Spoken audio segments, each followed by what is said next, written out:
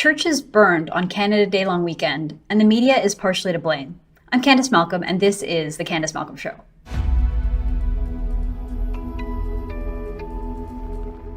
We're witnessing a moral panic in this country over revelations of the alleged discovery of graves at former residential schools across Western Canada. This panic came to a breaking point over the weekend when prominent statues were knocked down and at least 25 churches in Western Canada were either vandalized or completely burnt down.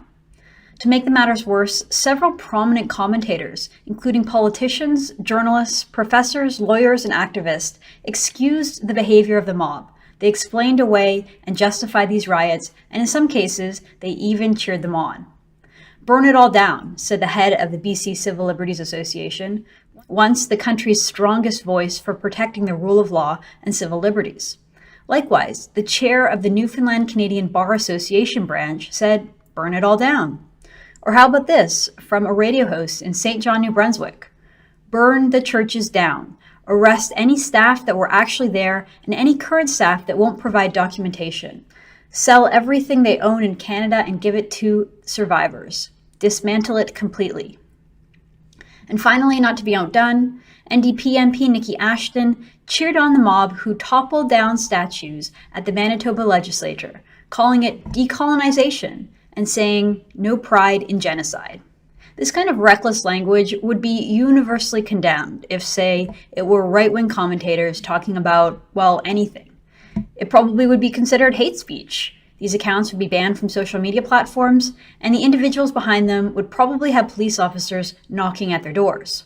Likewise, it doesn't even need to be said, but if instead of churches, these were synagogues, mosques, Sikh temples, or any other sacred space, it goes without saying that every politician in this country would be urgently condemning it. There would be candlelit vigils across the country, and the RCMP would have launched a nationwide manhunt for those responsible. It would be the top ongoing story in the country. Instead, there's this sort of feeling that the church burnings are somehow justified, that this violence is only to be expected, and that this is all somehow a legitimate reckoning for our historical and collective sins. So how did we get here? How did we get to this point of extreme tension, anger, and violence in our country? Well, it's been 6 weeks now since the allegation was first made by the chief of the Kamloops Band in Kamloops, British Columbia, who claimed to have discovered 215 unmarked graves belonging to children who attended the residential school there. Since that time, 2 other bands have come forward with similar allegations. 751 graves found in Cowessess, Saskatchewan, and another 182 in Lower Kootenay, BC. Over these past 6 weeks, the story has evolved. New facts have been uncovered, and we've gotten a clearer picture of what exactly happened in these communities and what exactly was uncovered. But regardless of these new facts, the media has allowed the narrative to get away from the truth. Sensational headlines exaggerating the story led some to truly believe that these graves were evidence of mass murder, death camps, genocide, and a legitimate Holocaust in Canada. So let's take some time today to look at those facts and to dissect the many ways that the media has gotten the story so wrong, which has led us to this place. Okay, first things first, it's important to note that the story at this point is merely an allegation. Nothing has been proven. In fact, no evidence has been put forth for public consideration. No reports have been released. Every news story thus far has merely been based off of the claims made by band leaders from these 3 bands. This may be a minor point, but it's still an important distinction. The typical standard in the media would be to clarify that these allegations have not yet been proven. Second point, there has been incredible confusion over what exactly was discovered here. My friend JJ McCullough has made the same point on Twitter, showing all the various ways that the media have described this discovery. Let me just read a few. So according to NPR, they said that the remains of 215 children have been found in a mass grave. CTV wrote that the 215 children were recently uncovered. Canadian Press said that the unmarked burial site believed to contain the remains of 215 children. CBC said that the remains of 215 children could be buried at the site. Global News said that the remains of 215 children were discovered in an unmarked burial. And another story in the CBC said that the band announced the search had confirmed the presence of the remains of 215 children. So you can see the variation here. The First Nations band leader said that they used ground-penetrating radar. So there was no excavation, nothing was unearthed, nothing was uncovered, there were no bodies found, and no identities confirmed. So let me refer back to a National Post story that I've talked about before on the show, and it explains what ground-penetrating radar actually does. So for this report, they interviewed a professor of anthropology who is also the director of the Institute of Prairie and Indigenous Archaeology. She said this of ground-penetrating radar, quote, "It doesn't actually see the bodies. It's not like an X-ray. What it actually does is look for the shaft. When a grave is dug, there is a grave shaft dug, and the body is placed in the grave, sometimes in a coffin, as in the Christian burial context. What the ground-penetrating radar can see is where that pit itself was dug, because the soil actually changes when you dig a grave. And occasionally, if it is a coffin, the radar can pick up the coffin sometimes as well," unquote. So this technology is not completely accurate, and it doesn't tell us anything about who is buried. So this brings me to my third point about what the media has been getting wrong, and that is whose graves were actually discovered. The first band in Kamloops claimed that the graves belonged to children at the former residential school.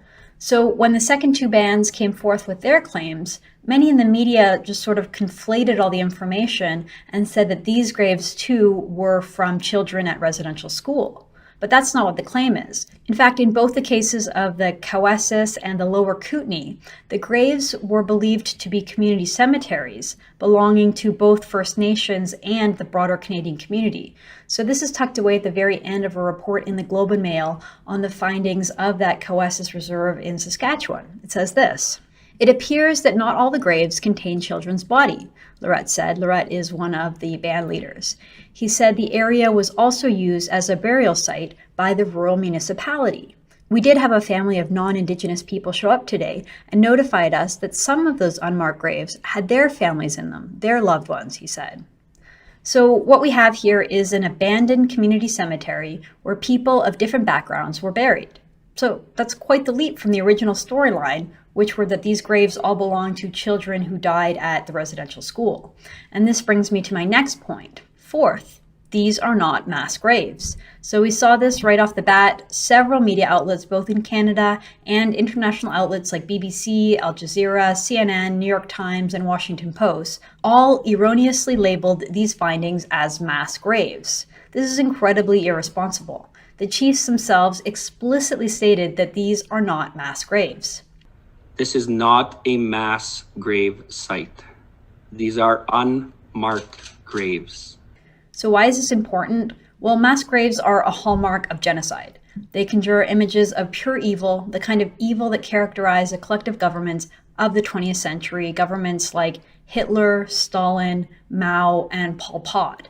These were truly evil leaders who used mass graves to cover their atrocities and crimes against humanity. These leaders carried out mass murder, and the mass graves went hand in hand. So using this term, mass graves, is wrong, and it's also reckless because it conflates Canada's policy, which was forced assimilation through mandatory universal education. It conflates that with actual Nazi death camps. Now, we should be clear, Canada's policy was wrong. It was misguided, and in too many cases, those who were responsible for caring for children in this country let them down, and they let the whole country down. But that doesn't put Canada's residential schools on any sort of equivalence with Auschwitz and actual Nazi concentration camps. And that brings me to my fifth point, which is also connected, which is the cause of death. So many of the children who died at these schools died of natural causes. According to the Truth and Reconciliation report in 2015, the number one cause of death for children at these schools was tuberculosis. The number two cause of death was influenza. Now, you can argue that these children didn't receive proper health care and that some of their immune systems simply couldn't handle living in close proximity to other children. But negligence resulting in accidental death is very different from firing squads and gas chambers. And yet, there was this weird universal assumption in the media that the discovery of these graves was somehow evidence of Canada's Holocaust, and that these children had been deliberately killed in some kind of a genocide. Look, genocide requires intent. It requires a concerted and systematic effort to conduct mass murder and eliminate an entire race of people. Canada's residential schools, however misguided, had the intent of educating children, of assimilating them into the broader Canadian population, and ultimately of lifting children out of poverty. The policy was wrong, clearly. It was flawed, and it resulted in much harm. But there are a few orders of magnitude that separate the misguided intent of Catholic priests, nuns, and Canadian government officials versus those of Nazi soldiers in the Second World War. Next, the sixth point where the media gets this story completely wrong. It's possible that the graves that we're talking about are not even necessarily unmarked graves. Did you see this story in Global News over the weekend? The headline reads, "We knew it was there. Former BC chief says unmarked graves near Cranbrook need more context." And I'm going to read this story almost in its entirety because it's so remarkable. So it says, "The detection of human remains in unmarked graves at the site of a former residential school in BC was not an unexpected discovery, according to the area's former chief. On Wednesday, it was confirmed that ground-penetrating radar found 182 unmarked graves in a cemetery at the site of the former Kootenay Residential School at St. Eugene Mission, just outside Cranbrook, British Columbia. The remains were found when remedial work was being performed in the area to replace the fence at the cemetery last year. Sophie Pierre, former chief of the St. Mary's Indian Band and survivor of the school itself." Notice how they use the term survivor. Again, this is supposed to conjure images of Holocaust survivors, and they just, also use it here to describe people who went to a school. But it says, a survivor of the school told Global News that while the news of the unmarked graves had a painful impact on her and surrounding communities, they had always known the graves were there. "There's no discovery. We knew it was there. It's a graveyard," Pierre said. "The fact that there are graves inside a graveyard shouldn't be a surprise to anyone." According to Pierre, wooden crosses that originally marked the grave sites had been burned or deteriorated over the years. Using a wooden marker at a gravesite remains a practice that continues to this day in many Indigenous communities across Canada. So when we're talking about these so-called unmarked graves, what we're more likely talking about is abandoned cemeteries. Abandoned cemeteries where people of different backgrounds, not just children from residential schools and not just First Nations people, were buried. We should obviously make an effort to address this problem and make sure that graves and cemeteries are cared for. But what an amazing leap of logic to go from an uncared community cemetery to mass graves, mass murder, and genocide. Mark Twain once said, "Never let the truth get in the way of a good story." Well, for many journalists, it seems, they never let facts get in the way of a good narrative. And that narrative is that Canada is an evil white supremacist nation that committed genocide against its First Nations people. It's not true, but that is the narrative that they are pushing. So is it any wonder then that some out there are so angered by this news that they've reacted with violence and rioting? Or is it any wonder that a radical faction of the far left are using this crisis as an opportunity to wreak havoc, tear down our history, tear down all the statues, and burn down the churches that they hate so much? Of course, these violent criminals who are burning down churches are the ones who are to blame for their own actions. But the media are also partially to blame for raising the temperature, for pushing a hysterical narrative that in no way represents the facts of this story, and for wrongly and recklessly accusing Canada of unspeakable crimes like genocide. I'm Candice Malcolm, and this is The Candice Malcolm Show. More claims of unmarked graves and a legacy media that is complicit in pushing misinformation. I'm Candice Malcolm, and this is The Candice Malcolm Show. Hi everyone, thank you so much for tuning in today. I want to spend a bit more time today confronting the false narrative that is being promoted by the legacy media in Canada and abroad. If you've been following my work lately, you know that I've spent a lot of time recently refuting this media narrative about residential schools, about unmarked graves, and the recent discoveries, and trying to bring more facts to the conversation. My report on this topic last week, which was called 6 Things the Media Got Wrong About the Graves Found Near Residential Schools. That article has become the most read article ever published in the history of True North. So I want to express my gratitude and say thank you so much to everyone who has read it, everyone who has been sharing it and helped helping to promote it. And if you haven't had a chance to read it, I encourage you to go check it out over at tnc.news. It is pinned to the top of that page, so it's easy to find. Now, before I get to the news today, I want to make a little side point, a quick side point about that report over at tnc.news and how it went viral, relatively speaking, modestly viral, you can say. Interestingly, I didn't see a lot of people sharing the article on Facebook or Twitter, and none of my posts about it had a larger than usual reach. It was average, but it didn't lead to as many views as we did get on the site. And I was thinking about it. I think that this really does point to a new trend that we're seeing in Canada towards increasingly private forms of communication, specifically among Conservatives or just general people worried about talking about these sorts of issues, talking about controversial things publicly. They don't want to be seen as doing anything politically incorrect. And so what you start to see is Canadians increasingly staying off social media platforms and moving towards this type of private communication, be it emails, WhatsApp groups, Signal, Slack, text messages, or what have you, because they don't want to share their news stories. They don't want to share the things that they find interesting on social media. They don't want to be mobbed. They don't want their words being used out of context. They don't want a grassroots campaign all of a sudden demanding that they be fired from their job or that their life be ruined. So instead, Canadians are just kind of opting out and saying, instead of sharing this report on Facebook or Twitter, I'm just going to send it in an email to my friends or send it through text message and just stay away from the public altogether. And I think that in some ways is a good sign because it shows that Canadians want to know the truth. In fact, they're desperate for facts. They're desperate for some nuance, so context, and an honest conversation about all of this. And they're simply not getting it from the mainstream media, and they're not getting it on social media.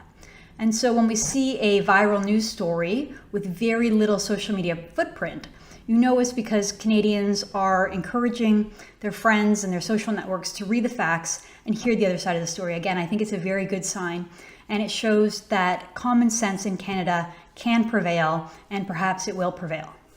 Okay, let's get to the news today. We know that the mainstream media exaggerate and sensationalize the claims made by First Nations and about what exactly was discovered in recent weeks and months. But I want to talk about this latest story. So today we hear the news of a fourth First Nations band who is claimed to have found unmarked graves. This time it's a small island off the coast of Vancouver Island who is making these claims. Now, interestingly, unlike the first three bands who each claimed to have found unmarked graves using ground-penetrating radar technology, this latest band, which is called the Penelakik Tribe, They didn't use this technology. They didn't say anything about how they uncovered their findings. So this became public because they posted it in a newsletter. And they have not responded to any media requests that I could see, any journalists who are trying to understand a little bit more about how these graves were discovered. Myself included, I sent an email and I have not yet heard back from them. So this tribe, this group, they issued a newsletter to a neighboring First Nations communities, and they posted it online Monday night. So this is what the CBC had to report about it. We are inviting you to join us in our work to raise awareness of the Cooper Island Industrial School and confirmation of the 160 plus undocumented and unmarked graves in our grounds and foreshore, the notice said. No further details were provided. The tribe did not say how the graves were found, whether children's remains are suspected of being buried there, or whether ground-penetrating radar was used. Officials did not respond to multiple requests for interviews. So unlike the other bands who have issued news releases, held press conferences, and claim to be using advanced forms of technology to back their claims, this latest claim today about the 160 graves found, it doesn't have any of that. There's no report, there's not even a claim of a report. And yet multiple media outlets, including the CBC, Global News, CTV, Postmedia, and many others have picked up the story and run with it anyway. They will run a headline knowing full well that in today's climate of social media posts and outrage mobs, most people don't get to the part where they learn that this is simply a claim with no evidence or that the band is refusing to answer simple questions from the media. Instead, that number, 160, it just gets added to the total, to the tally, as if it's some kind of a scientifically verified and valid count. Just look at this headline in the National Post. It says, "How Canada Forgot About More Than 1,308 Graves at Former Residential Schools." This is how the author, Tristan Hopper, explains how he got to that number. He writes, "Since May, more than 1,308 suspected graves have been uncovered near the sites of former Indian residential schools.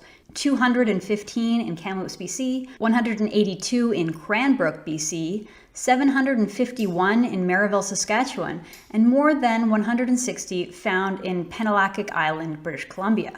So Hopper simply added up all the claims and ties them to residential schools, even though, as I pointed out, when you look into these stories a little more, you learn that the cemeteries serviced a broader community, including staff and adults working at the schools, that many non-First Nations people were also buried in these cemeteries, and that some cemeteries are affiliated with local hospitals that were servicing the entire area. That was the case in Cranbrook. So it is a little dubious to tie all of these graves to residential schools.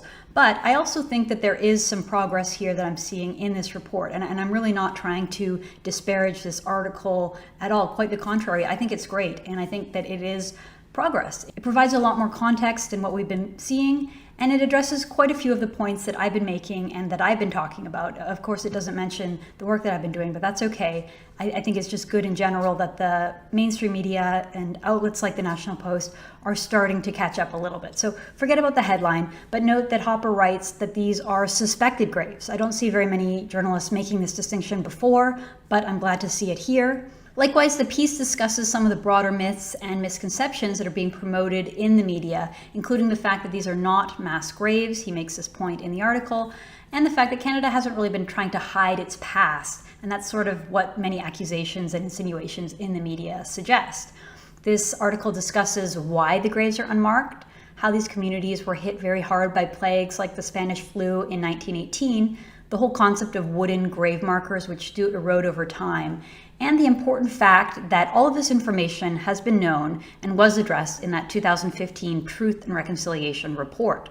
So I'm very glad to see voices in the media, including legacy newspapers like the National Post, finally having the bravery to try to dissect this very thorny issue. Okay, so on that note, I'm excited to announce that I'm going to be doing a series right here on this show, going through in more precise detail more of the ways that the media narrative has gotten this story all wrong. And I'm devoting future episodes to lots of different stories. For instance, all the different times that churches in Canada and governments have acknowledged this and apologized for all the wrongdoings with regards to residential schools. I'm going to do another show talking about all the payments and compensation given to First Nations and students who attended these schools over the years, as well as a deep dive into the Truth and Reconciliation Commission report that I mentioned, including how it was established, what facts were determined, and all the ways that that report fell short. So watch out for those in upcoming episodes. Canadians are hungry for the truth, and True North is going to continue delivering just that. Thank you so much for tuning in. I'm Candice Malcolm, and this is The Candice Malcolm Show.